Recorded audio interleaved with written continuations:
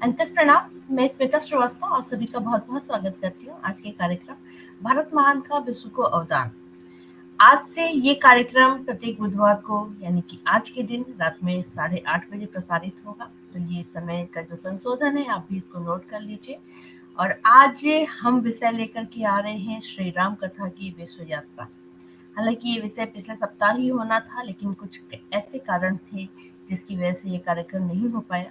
तो आज हम इस विषय को लेकर के आए हैं और हर बार की तरह हमारे साथ यहाँ पे उपस्थित हैं डॉक्टर रमेश चंद्र कृष्ण जी। बोले ये बहुत ही आदर के साथ उनका स्वागत करती हर्ष हूँ और इस कार्यक्रम को आगे बढ़ाते हैं। कुछ जय श्री कृष्ण गुरु जी, हाँ, बहुत बहुत स्वागत है आपका। जय ओ प्रारंभ करें। जी जी गुरु जी। ओ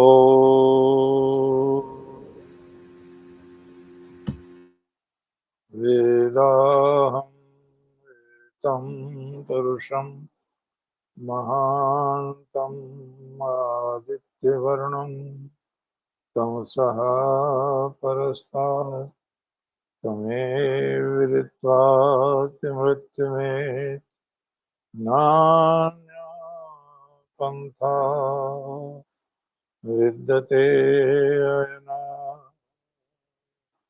ॐ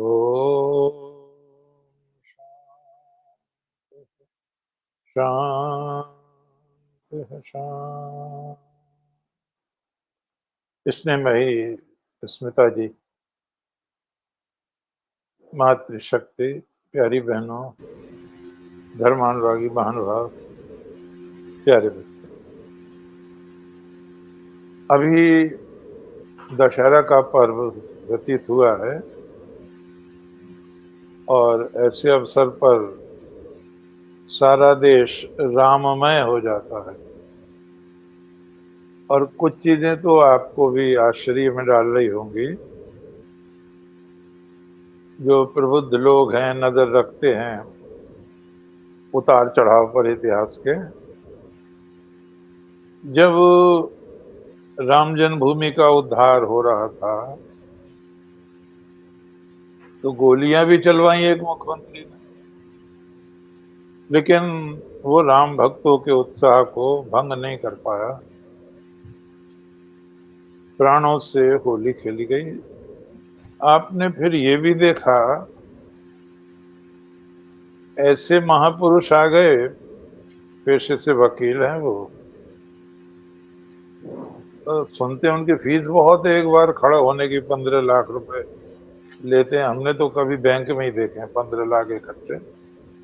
उन्होंने हलफनामा दे दिया कि राम तो काल्पनिक हैं, राम नाम का कोई व्यक्ति हुआ ही नहीं है। अब जब राम नाम का व्यक्ति नहीं हुआ तो ऐसे लोगों को सहानुभूति भी क्या होती। भगवान राम का मंदिर बने या न बने, उन्हें कोई फर्क नहीं पड़ता था। तो ये आपने नियतों में फर्क तो अभी देखा है, और जब मंदिर बन गया और लोकार्पण होने वाला है तो वही लोग जो ये शिकायत करते थे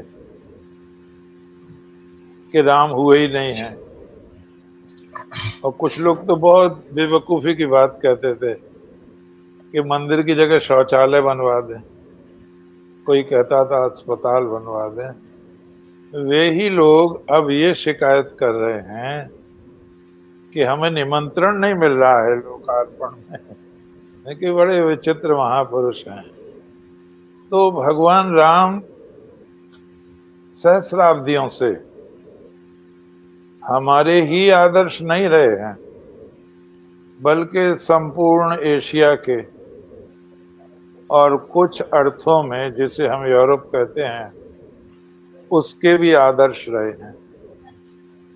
भगवान श्री राम की कथा रामायण दो शब्दों से मिला है। रामायण शब्द बना है राम धन अयन। राम तो भगवान का नाम है और अयन कहते हैं घूमना, यात्रा करना, उत्तर से दक्षिण की यात्रा करना। आप रामायण पढ़ें तो आपको लगेगा कि एक बहुत बड़ा प्रयास है भगवान श्री राम के द्वारा और महर्षि वाल्मीकि के द्वारा राष्ट्र का एकीकरण करने का, उत्तर से दक्षिण तक, अयोध्या से लेकर श्रीलंका तक भगवान राम और उनके सहचरों का पराक्रम हुआ है। इसके माध्यम से 3 कथाएं आपस में जुड़ गई हैं। भगवान राम के माध्यम से आर्य कथा जुड़ी है, रावण के माध्यम से दक्षिण भारत जुड़ा है, द्रविड़ संस्कृति जुड़ी है, और हनुमान जी के माध्यम से कहते हैं वो जो जनजातियों के देवता थे उनकी संस्कृति जुड़ी है। अर्थात एक समन्वय किया गया है कि राष्ट्र का संपूर्ण विकास कैसे हो सकता है, उन सारी संस्कृतियों को में समन्वय किया जाए। हम अगर पढ़ते हैं तो ये भी देखते हैं, तुलसी समन्वय करते हैं। शैव और वैष्णवों में झगड़े होते थे, पहले भी होते रहे होंगे।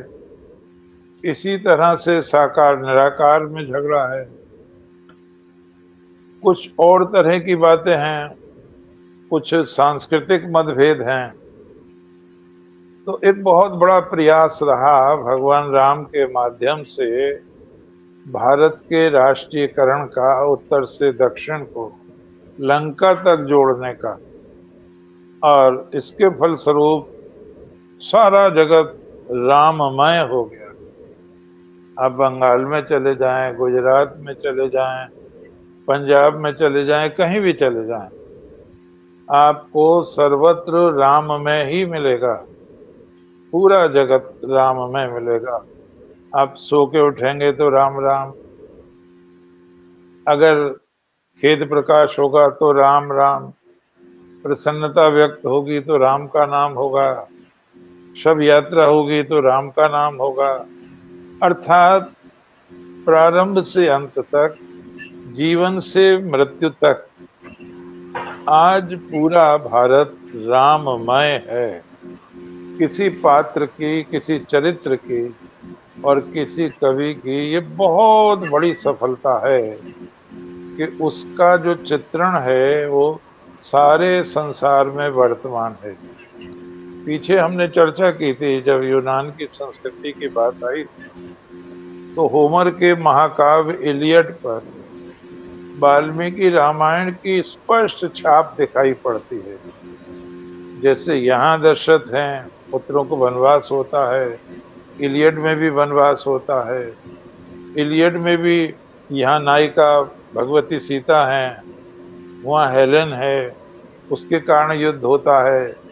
यहाँ ऐसे भी महारथी हैं जिनके तीर छूटने के बाद वापस तर्कस में आ जाते थे, तो वहाँ इलियड में भी इस तरह का है। यहाँ आता है जब मेघनाथ मरा तो उसने बहुत सारी जगह भूमि घेर ली, वहाँ भी आता है हेक्टेयर मरा तो उसने बीघों जमीन घेर ली। तो हम देखते हैं पग पग पर इलियड पर वाल्मीकि रामायण का प्रभाव है। गुरुकुल कांगड़ी के मान्य प्रोफेसर ने इतिहास लिखा था, रामदेव जी ने, भारतवर्ष का बृहद इतिहास 3 खंडों में। तो उसका जो दूसरा खंड है उसमें दिखाया है उन्होंने कि वाल्मीकि रामायण का क्या प्रभाव है इलियड पर। आज तो बहुत शोध हो चुकी है। अमेरिका में आज भी राम सीतोत्सव मनाया जाता है। अकबर ने फैजी से और बदायूनी से रामायण का अनुवाद कराया था। अकबर ने तो महाभारत का अनुवाद कराया था रज़्मनामा नाम से, जिसमें उस समय हजारों रुपया खर्च हुआ था। मैं अभी 2-3 बार देखा मैंने कि तुलसीदास को रस्सी में जकड़ के लाए हैं अकबर के सामने, जहांगीर के सामने। मैं इस चित्रण को सही नहीं मानता। अकबर संतों का बहुत आदर करते थे और अकबर स्वयं भी बहुत संयमी हो गए थे अंत समय में वो केवल एक बार भोजन करते थे 2 बजे, और जहां वो शयन करते थे तो दूसरी ओर देवी और पुरुषोत्तम नाम के 2 पंडित ज्ञानी रहते थे, और वो रात में भी जिज्ञासा करने लगते थे परमात्मा के बारे में, प्रकृति के बारे में, स्वर्ग नरक के बारे में। तो उन्होंने ये अत्याचार नहीं किया होगा, मैं इसको स्वीकार नहीं करता। विवेकानंद जी ने भी अकबर की कुछ अर्थों में बहुत प्रशंसा की है, और उन्होंने उनकी नीति की प्रशंसा की है। अब सबसे बड़ा प्रमाण तो छत्रपति शिवाजी महाराज हैं, जो उस समय के भुक्तभोगी हैं इतिहास के। उन्होंने औरंगजेब को लिखा था कि अपने महान पूर्वज अकबर का ध्यान करो, वो सारी प्रजा को समान समझते थे, सबके प्रति उत्तरदायित्व निभाते थे, तीर्थ यात्रा कर माफ किया था उन्होंने, गोवध पर प्रतिबंध लगाया था, जो सेना हार जाती थी उसे हिंदू से मुसलमान बनना पड़ता था, उसको उन्होंने रुकवाया था, जजिया बंद कराया था, महाभारत का अनुवाद कराया था, वाल्मीकि रामायण का अनुवाद कराया था, योग वशिष्ठ का अनुवाद कराया था। तुम औरंगजेब विचार करो, वो कितने महान थे और तुम कितने निम्न श्रेणी पर आ गए हो। तो ये मैं स्वीकार नहीं करता कि अकबर ने गोस्वामी तुलसीदास जी को रस्सी में बांधकर मंगवाया होगा, जो देख रहा था मैं। ये बुरी बात है, ऐसा नहीं होना चाहिए था। और जिस व्यक्ति ने अकबर का अभिनय किया है वो तो बड़ा बेवकूफ लगता है, आप मुझे क्षमा करेंगे इस बात के लिए। अकबर की पर्सनालिटी नहीं है उसकी, जो ये ऋतिक रोशन है, ये पर्सनालिटी नहीं है अकबर की। अकबर की पर्सनालिटी ग्रेट थी, महान थी। जिन लोगों ने अकबर को देखा था उन्होंने स्वयं लिखा है, अकबर जन्मजात राजा था, उसे देखकर प्रभुत्व टपकता था। हर आदमी उसका अभिनय नहीं कर सकता, कुछ हद तक, ज्यादा नहीं, कुछ हद तक पृथ्वीराज कपूर ने न्याय किया था अकबर की भूमिका के साथ। तो ये जो चीजें हैं, हम जब बाली में देखते हैं, जावा में देखते हैं, सुमात्रा में देखते हैं, कंबोडिया के मंदिर में देखते हैं, बोरोबुदूर के, अंकोर वाट के, और जब जावा के बोरोबुदूर मंदिर में देखते हैं, तो इतने राम से संबंधित, रामायण से संबंधित चित्र हैं, इतनी लीलाओं का अंकन है महाभारत और रामायण से संबंधित, कि यहाँ तक कहा है महान विद्वान चंद्रगुप्त वेदालंकार ने, गुरुकुल कांगड़ी के ही प्रोफेसर थे, बृहत्तर भारत लिखा है उन्होंने, यदि भारत से वेद लुप्त हो जाएं, रामायण महाभारत भी लुप्त हो जाए, तब भी विदेशों में राम और कृष्ण का इतना प्रभाव है कि उनसे पुनः रामायण और महाभारत तैयार किया जा सकता है। बहुत बड़ा प्रभाव है बहनों और भाइयों। संसार का कोई देश ऐसा नहीं है जहां भगवान राम का प्रताप न पहुंचा हो। भारत में तो अनेक भाषाओं में, मुझे शब्द याद आते हैं उनके गुरु गोलवलकर जी के, कि वाल्मीकि जी ने श्री राम को धैर्य में हिमालय के समान बताया है और गांभीर्य में समुद्र के समान बताया है। ऐसा कहकर वाल्मीकि जी महाराज ने समस्त भारत के सामने हिमालय से कन्याकुमारी तक राम के आदर्श को उपस्थित किया है। शुक्राचार्य ने लिखा था, राम के समान कोई राजा नहीं हुआ है आज तक। जितने भी हमारे मनीषी हुए हैं उन्होंने भगवान राम, भगवान श्री कृष्ण तो बहुत बड़ी अथॉरिटी हैं। भगवान श्री कृष्ण ने गीता के 10वें अध्याय के 32वें श्लोक में कहा है, विभूति योग में, रामः शस्त्रभृतामहम्, शस्त्रधारियों में मैं ही राम था। जैनियों ने पौमचर्य, उनकी एक किताब है जिसका शुद्ध उच्चारण होगा पद्म चरित्र, उसमें भगवान राम पर आधारित है वो पूरा महाकाव्य। और जैन धर्म में बलदेव माने गए हैं भगवान राम, और बौद्ध धर्म में दशरथ जातक कथा है, और वहां कहा है बुद्ध जी ने कि पूर्व काल में मैं ही राम था, अर्थात सारे लोगों ने श्री राम का समावेश करके अपने को लोकप्रिय बनाया है। एक यहाँ खतरनाक बात मुझे याद आ रही है। संप्रदाय और धर्म में अंतर होता है। धर्म को व्यक्ति प्रारंभ नहीं करता, धर्म ऋषि परंपरा से खोजे हुए सत्यों का समुच्चय होता है, जो समाधि में साकार किए जाते हैं, दर्शन किया जाता है। लेकिन ये जो चीज संप्रदाय है, संप्रदाय इस अर्थ में खतरनाक हो जाता है, इसे एक आदमी प्रारंभ करता है और वो उससे अलग कर देता है, और वो संप्रदाय का सत्य ही महान सत्य कहलाता है। उसे धर्म से फिर इतना वो नहीं रहता। लोगों ने इसके संपर्क में आकर बहुत अहित किया है। जैनियों की रामायण आप पढ़ें, बौद्धों की रामायण आप पढ़ें, तो जहां उन्होंने एक अच्छा कार्य किया है, वहां अपकार भी किया है।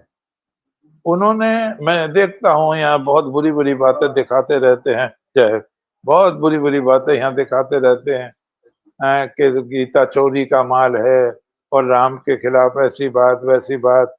एक नेता का वायरल हो रहा है, एक प्रोफेसर का वायरल हो रहा है, अजीब बेवकूफी की बातें वो कर रहे हैं कि मैं होता तो राम को जेल भेज देता। एक कह रहा है, मैं वही कह रहा है प्रोफेसर, और प्रोफेसर काय का पता नहीं, काय का प्रोफेसर है, इतिहास का बता रहा है उसको प्रोफेसर, मैं कृष्ण को जेल भेजता। अरे भले आदमी, अपनी औकात पहचानो, क्या विश्वमन कर रहे हो? सारा संसार जिन्हें नमन करता है, सारे संसार की भाषाओं में जिनके चरित्र का अनुवाद है, तुम इतनी बेवकूफी की, इतनी ओछी बातें कर रहे हो।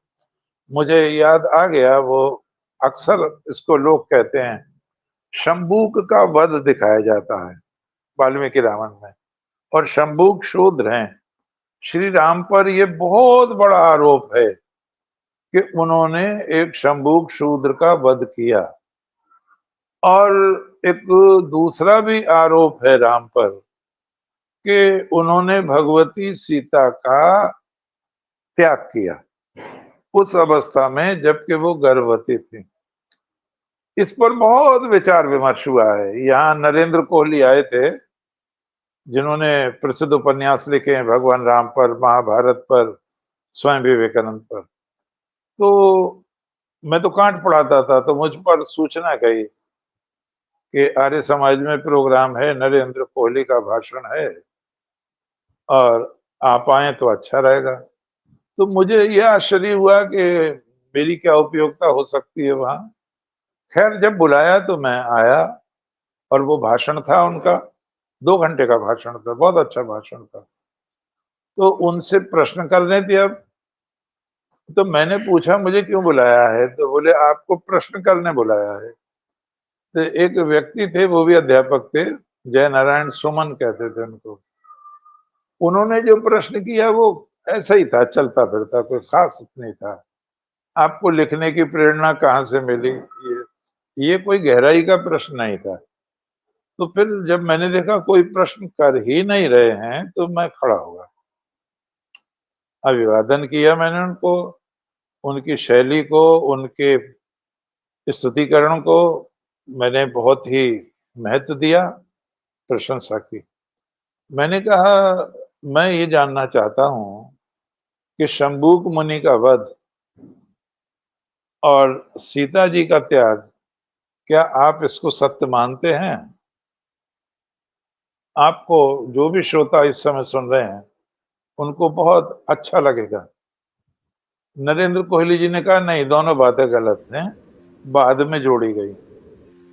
और अगर हम इन दोनों बातों को मान लें सत्य, तो रामचरित उल्टा बहने लगेगा, घृणा का विषय बन जाएगा।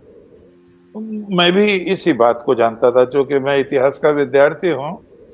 तो आप ये सब आज अच्छी तरह समझें कि बौद्धों ने अति कर दी थी अहिंसा की, और यहाँ तक प्रमाण आ रहे हैं कि वो विदेशियों से भी मिल गए थे, और इसीलिए पुष्यमित्र शुंग ने उन पर प्रतिबंध लगाया था, राजा ने।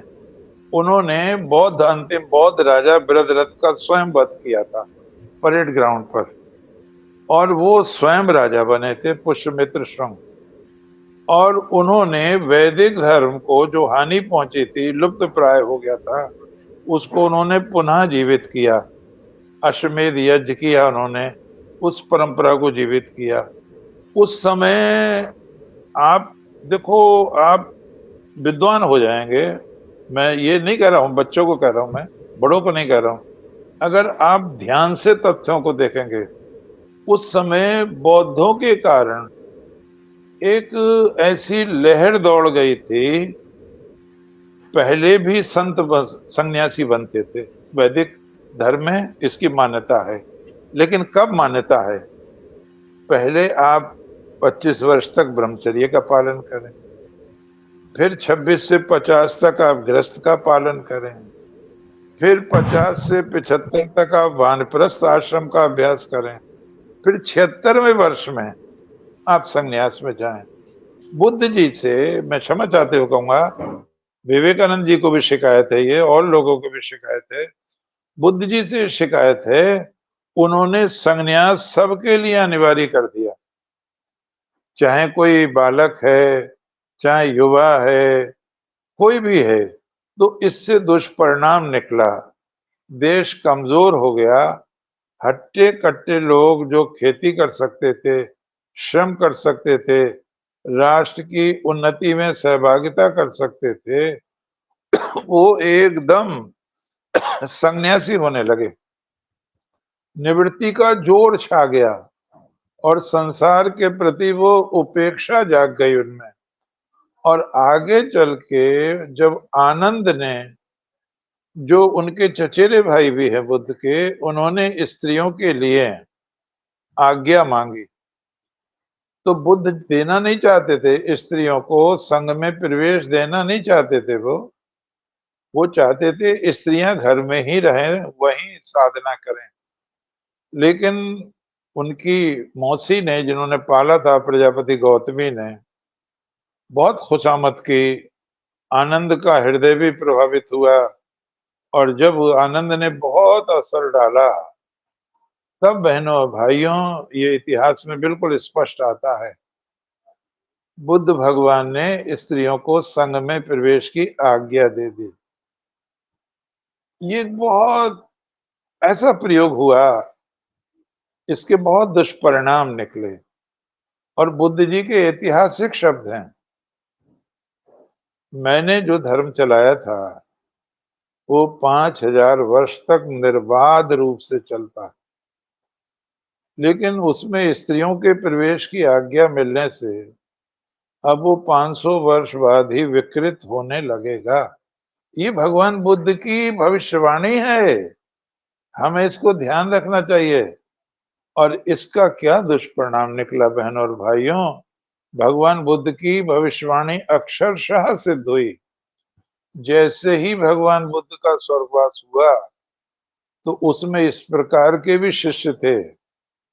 अच्छा हुआ जो बुद्ध से पिंड छूटा, ये करो वो मत करो, इसी में सारी जिंदगी गुजर गई।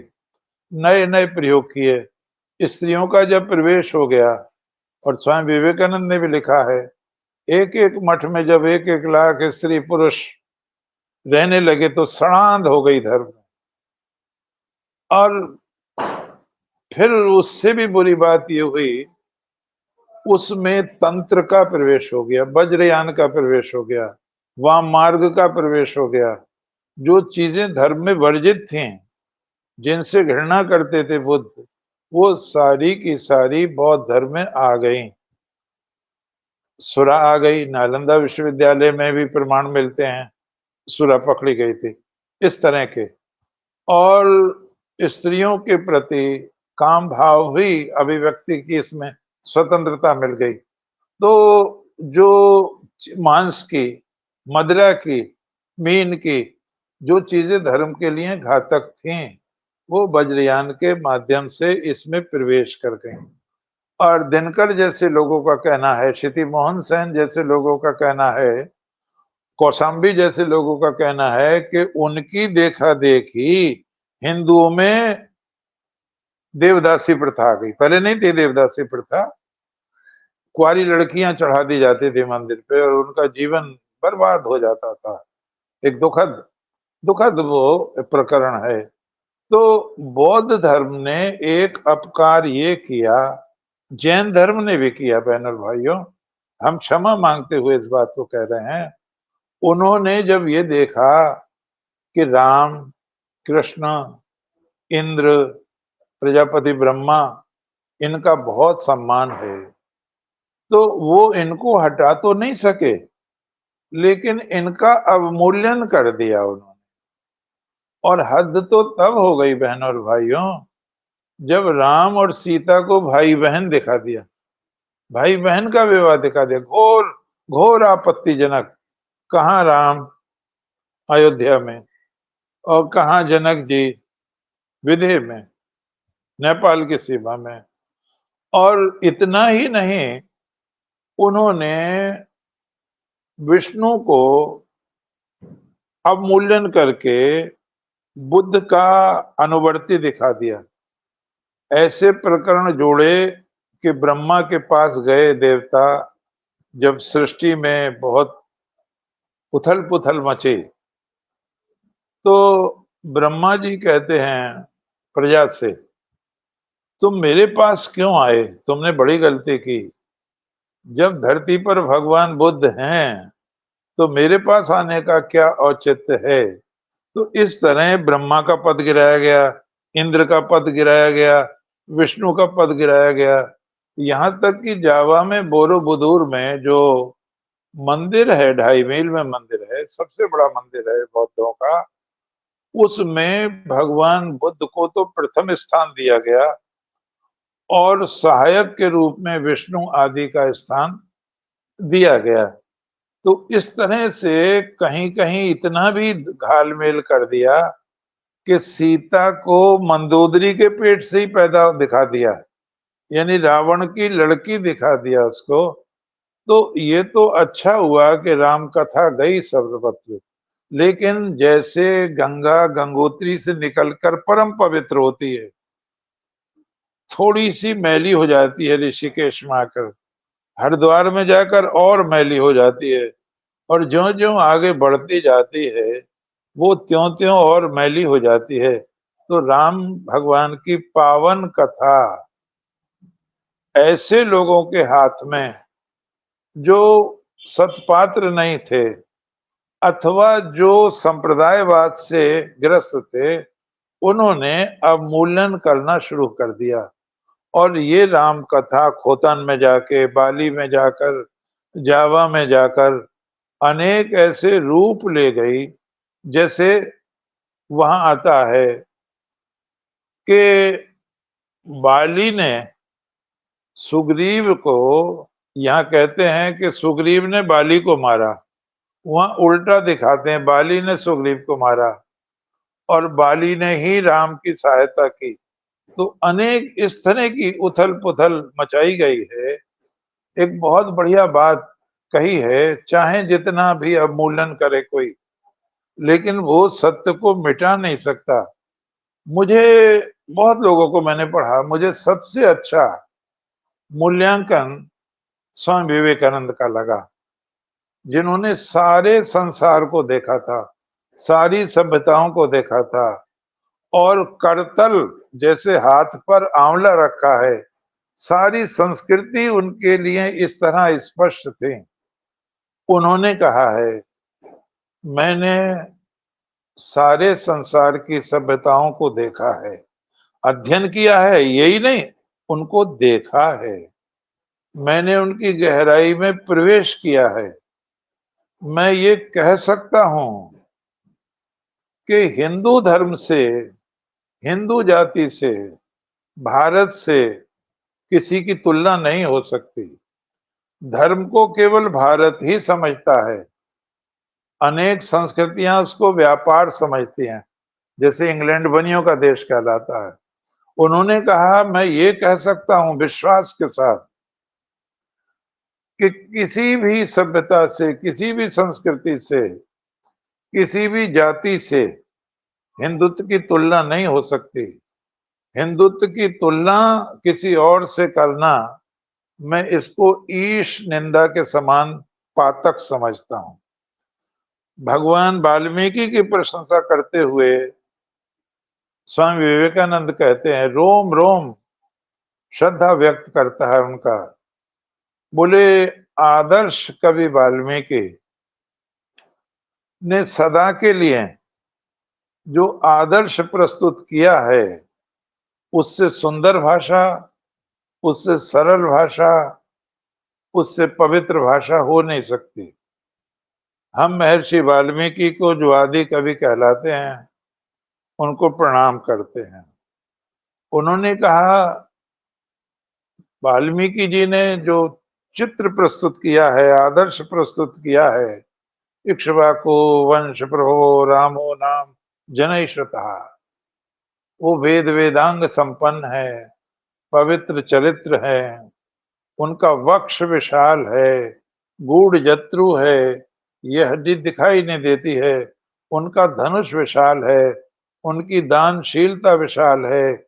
जैसे नदियां समुद्र के चक्कर लगाया करती हैं, विद्वान लोग उनको घेरे रहते हैं, वो सुदर्शन हैं, वो क्रोध में यमराज के समान है और क्षमा में वो चंद्रमा के समान है। रामो साक्षात धर्म विग्रह, राम धर्म के साक्षात स्वरूप हैं। देहधारी राम धर्म ही है। अगर हम कल्पना करें कि धर्म मानव के रूप में आ जाए तो रामो विग्रहवान धर्मा, तो वो राम ही जैसा होगा।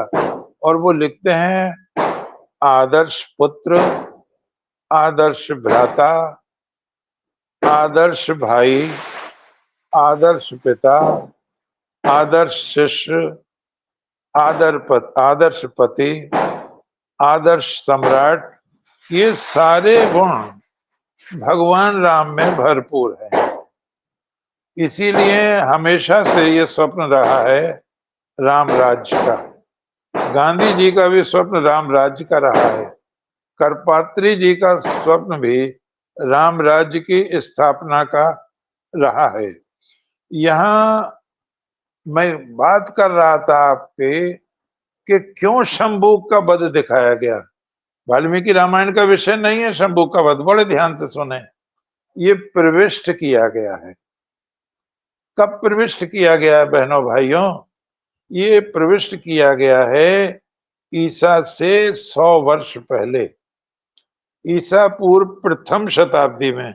क्यों प्रविष्ट किया है ये आप जाने कि बुद्ध के प्रभाव से, बौद्ध धर्म के प्रभाव से गृहस्थ धर्म की बहुत क्षति हो गई थी। राष्ट्र नपुंसक हो गया था। जवान लड़की जवान लड़के भाग के आश्रमों में मुफ्त का राशन खा रहे थे और धर्म से बहुत दूर चले गए थे। गलत गलत प्रयोग शुरू हो गए थे और वो वर्ण व्यवस्था नष्ट हो गई थी। आश्रम व्यवस्था लड़खड़ा गई थी। जिसे भी देखो भिक्षु बन रहा था, बिना कमाए खा रहा था और राजाओं के संरक्षण में उनको हाथ पैर भी हिलाने की जरूरत नहीं पड़ती थी। पीछे मैंने आपको बताया था, जीवक जो यूनिवर्सिटी के टॉपर थे तक्षशिला के, उनका अपॉइंटमेंट हुआ था बौद्धों की चिकित्सा के लिए। भगवान बुद्ध की वो चिकित्सा करते थे, बिंबिसार की चिकित्सा करते थे, प्रसेनजित की चिकित्सा करते थे। तो वो जब बौद्धों की चिकित्सा कर रहे थे तो उन्होंने बुद्ध जी से कहा था, आपके जो शिष्य हैं, बहुत ध्यान से समझें, आपके जो शिष्य हैं खाते बहुत हैं। भाई राजाओं का भोजन कर रहे हो, हलवा भी है, खीर भी है, पूरी भी है। अब कोई सूखी रोटी थोड़ी है भिक्षा में मिली हुई। ये खाते बहुत हैं और काम कुछ नहीं करते। आप इनसे कहें कि ये टहला करें भोजन करके, तो ये प्रमाण बहुत सशक्त है इस रूप में कि इससे बहुत हानि हो रही थी। तो पुष्यमित्र शुंग ने कुछ श्लोक बढ़वाए मनुस्मृति में, जिसकी वजह से अम्बेडकर नाराज हुए। ये देखना चाहिए कब बढ़े, वो ये इतिहास का विषय है। ये इतिहास का विषय है। मनुस्मृति में आश्रम व्यवस्था, वर्ण व्यवस्था को कठोर बनाया गया है। पुष्यमित्र शुंग के शासन काल में पहले नहीं था। शंभुक वध रामायण में पहले नहीं था। ये प्रविष्ट कराया गया है इसलिए कि आश्रम व्यवस्था पुनः स्थापित हो, वर्ण व्यवस्था पुनः स्थापित हो। कोई भी व्यक्ति संन्यास लेने से पूर्व 3 आश्रम पार कर चुका हो, ब्रह्मचर्य आश्रम पार कर चुका हो, गृहस्थ आश्रम पार कर चुका हो, वानप्रस्थ आश्रम पार कर चुका हो, तब उसका पतन नहीं होगा और वो समाज की सेवा कर पाएगा। लेकिन इससे एक व्यतिक्रम यह हुआ, ना तो ब्रह्मचर्य आश्रम रहा और ना ही गृहस्थ आश्रम रहा, न वानप्रस्थ, जिसे भी देखो बुद्धम शरणम गच्छामि, धम्मम शरणम गच्छामि, शरणम धर्मम गच्छामि। तो ये एक गलत प्रयोग था। इससे राष्ट्र बहुत कमजोर हो रहा था। संस्कृति के हनन का खतरा मंडरा गया था। सा प्रथमा संस्कृति विश्ववारा, यजुर्वेद के अध्याय 7 का 14वां मंत्र है।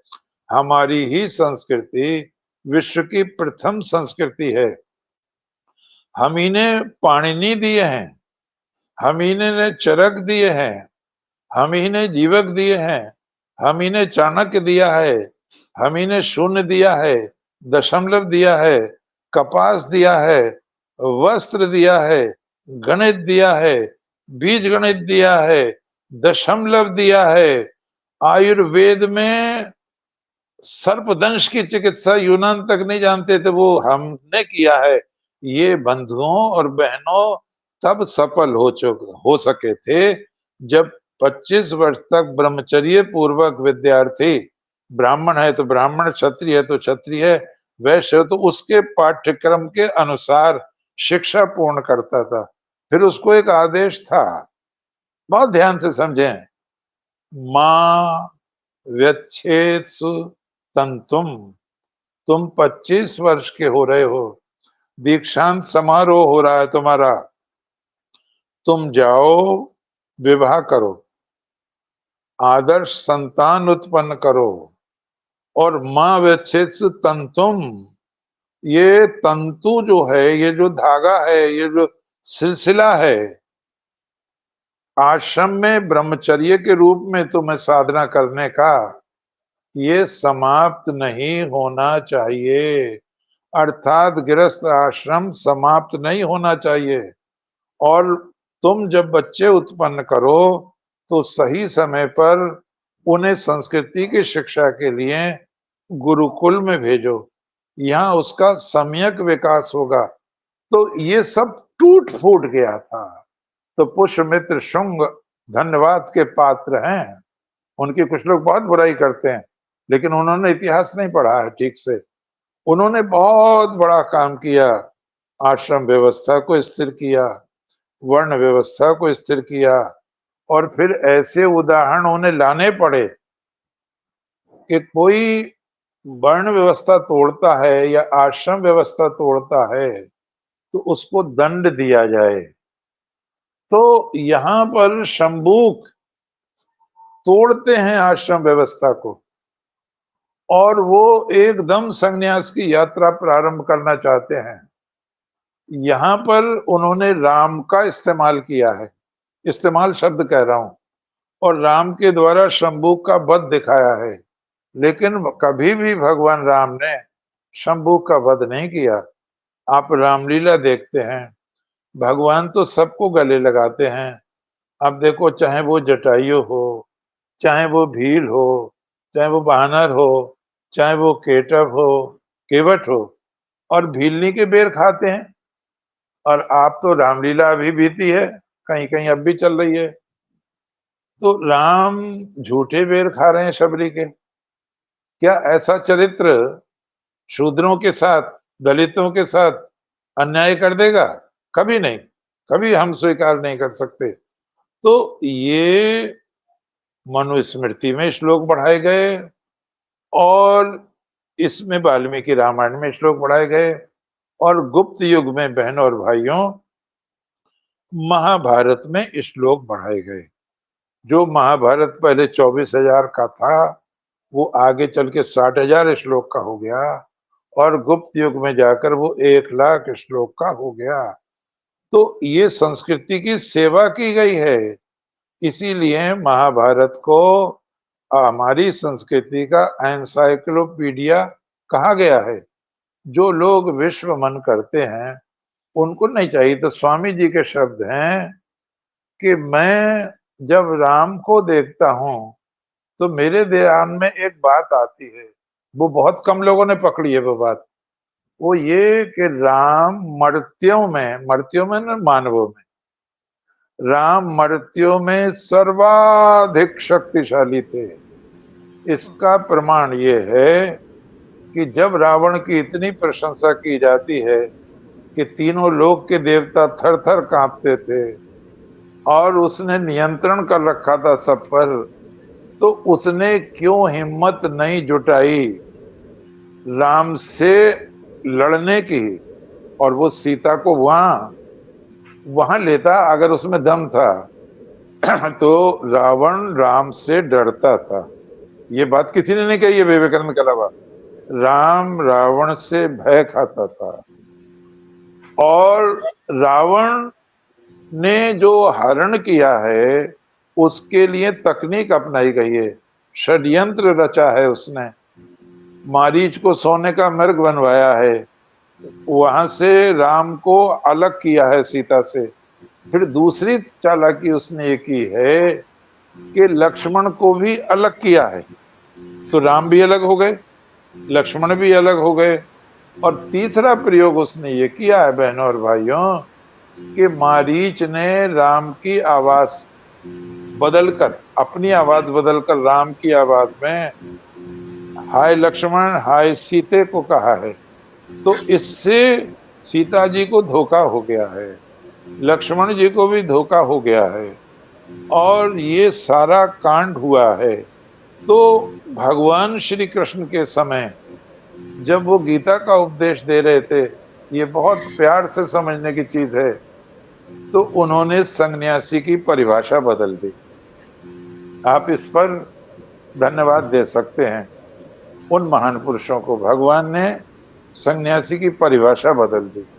सन्यासी की परिभाषा ये नहीं है गिरुए वस्त्रों, माला हो, छापा हो, तिलक हो आदि आदि, बल्कि श्री कृष्ण ने क्या परिभाषा दी? उन्होंने कहा ज्ञेयः स नित्य सन्यासी यो न द्वेष्टि न कांक्षति। वो नित्य ही सन्यासी है, नित्य, जो किसी से द्वेष नहीं करता, आप देखें शब्दों पर, और किसी से कुछ पाने की आशा नहीं रखता। तो यहाँ हम बहुत ध्यान से देखते हैं कि हमें रामायण ठीक से पढ़नी चाहिए। और मैं अंत में कहूं भगवती सीता के विषय में, उन्होंने कहा है आप सारे संसार के ग्रंथों को पढ़ जाइए, धर्म ग्रंथों को पढ़ जाइए, काव्यों को पढ़ जाइए, उपन्यासों को पढ़ जाइए, आपको भगवती सीता के समान पवित्र चरित्र, दुखों को सहन करने वाला चरित्र कहीं भी नहीं लगेगा। ये तो संभव है, ये तो संभव है कि भविष्य में राम और भी होंगे। ये संभव नहीं है कि भविष्य में कोई दूसरी सीता उत्पन्न हो जाए। जितने भी पवित्रता के आदर्श हैं, जितने भी उच्च चरित्र के मानदंड हैं, वो भगवती सीता में फलीभूत हुए हैं। हमारी बेटियों को, हमारी बहनों को, हमारी माताओं को जैसा पातिव्रत धर्म धारण करना चाहिए, जैसे घर की मर्यादा रखनी चाहिए, धैर्य नहीं छोड़ना चाहिए, वो सब सीता में अनुस्यूत हुआ है। विवेकानंद कहते हैं मेरी बात ध्यान से सुनो, यदि सारे वेद भी नष्ट हो जाएं, रामायण और महाभारत भी नष्ट हो जाए, लुप्त हो जाए, किंतु जब तक भारत की धरती पर 5 ग्रामीण भाषा में राम और सीता का वर्णन करने वाले लोग रहेंगे, तब तक भारतीय संस्कृति को विधाता भी नष्ट नहीं कर सकता। बंधुओं, बहनों, प्यारे बच्चों, बुजुर्गों, ये है भगवान राम, भगवती सीता, उनके पायक हनुमान जी, उनका परम पवित्र चरित्र। हमें श्रद्धा से उनसे शिक्षा ग्रहण करनी चाहिए। भगवान राम ने, ये बाद में मिलावट है, गर्भवती सीता को वनवास नहीं दिया था। उन्होंने किसी भी निर्दोष का वध नहीं किया था। ये कारणवश श्लोक बढ़वाए गए हैं और आज तो इस पर रिसर्च हो चुकी है। मनुस्मृति में जो श्लोक हैं कि शूद्र पढ़ ले सुन ले तो कान में शीशा पिघला के डाल दो, उच्चारण कर ले तो जीभ काट लो, ये मनुस्मृति में पहले नहीं था, ये मौर्य युग तक नहीं था, ये बाद में हुआ है जब इसकी रक्षा के लिए बहुत से नियंत्रण बनाने पड़े और उससे हमें हानि भी हुई। और उसके कारण हमारे धर्म में ऐसे भी लोग पैदा हुए जो रामचरितमानस को जलाते हैं, मनुस्मृति को जलाते हैं। लेकिन ये आदर्श पुरुष नहीं है हमारे जो इस तरह का कृत्य कर रहे हैं। आपको जब महाभारत गीता पर बात करनी हो तो आपके आदर्श तिलक हैं, जब आपको रामायण पर बात करनी हो तो आपके आदर्श चिंतामणि विनायक वैद्य हैं, डॉक्टर वासुदेव शरण अग्रवाल हैं, जिन्होंने लगातार 50 वर्ष तक रामायण का अध्ययन किया है, महाभारत का अध्ययन किया है, गीता का अध्ययन किया है। एक बहुत बड़े मनीषी के शब्द कहकर वाणी को विराम दूं, लिखा है एडविन आर्नोल्ड ने, मुझसे लोग पूछ रहे हैं कि जब गीता के इतने ट्रांसलेशन हो चुके हैं संसार की सारी भाषाओं में, तो फिर आप गीता का नया अनुवाद क्यों कर रहे हैं? द सॉन्ग सेलेशियल नाम है उसका। उन्होंने कहा इसका एक कारण तो यह है, जिन लोगों ने अनुवाद किया है मैं अपनी श्रद्धा व्यक्त कर रहा हूं।